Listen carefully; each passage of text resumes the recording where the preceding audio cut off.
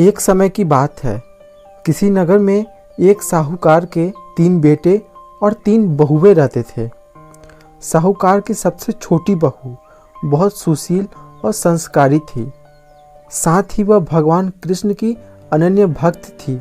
सावन के महीने में साहूकार की दोनों बहुएं रक्षाबंधन के त्यौहार पर अपने अपने घर जाने की तैयारियां करने लगी।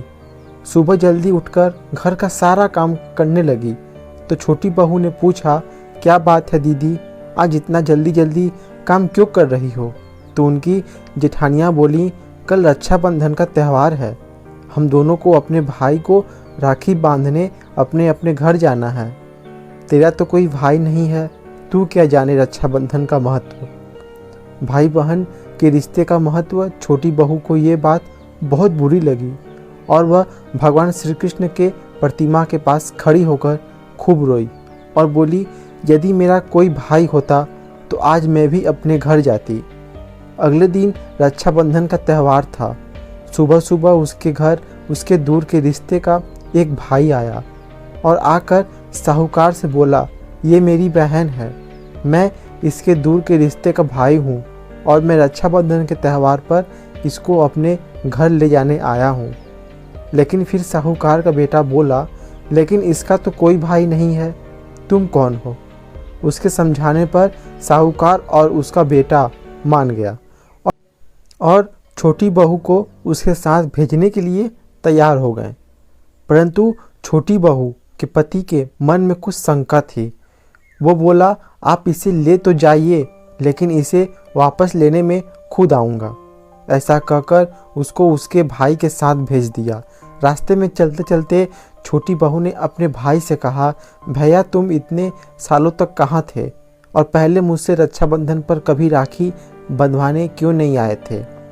उसका भाई बोला, बहन मैं 7 समुंदर पार परदेश में कमाने गया था। अब वह दोनों अपने घर पहुँचे तो घर में भाभी मैं अपने ननद का स्वागत किया, खूब अभ्यागत की। फिर उन्होंने रक्षाबंधन का त्यौहार मनाया। ऐसे ही हंसी खुशी का समय बीत गया। एक छोटी बहू का पति उसे लेने उसके घर आया। महल जैसा घर और ऐसो आराम देखकर वो चकित रह गया।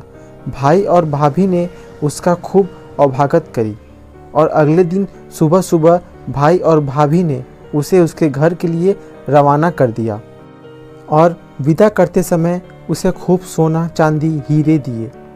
थोड़ी दूर जाने पर छोटी बहू का पति बोला, अरे मैं गलती से अपना कुर्ता वहीं भूल आया हूँ। तब वह बोली, कोई बात नहीं, आपका कुर्ता तो पुराना था, इतनी दूर वापस जाएंगे तो घर पहुँचते पहुँचते अंधेरा हो जाएगा। लेकिन उसका पति बोला, नहीं, मैं वापस जाकर अपना कुर्ता ही ले आता हूँ। ऐसा कहकर वो दोनों अपने भाई के घर वापस गए।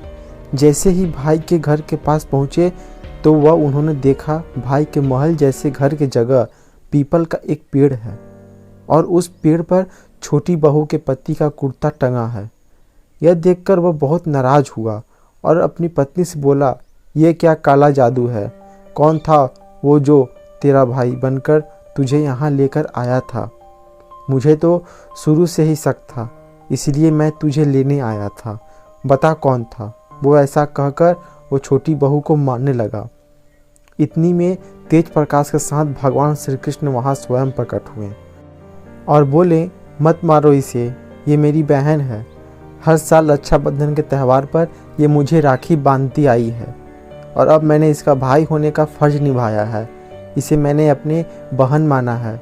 छोटी बहू और उसका पति हाथ जोड़कर श्री कृष्ण के चरणों में गिर गए और फिर सब खुशी से रहने लगे। धन्यवाद।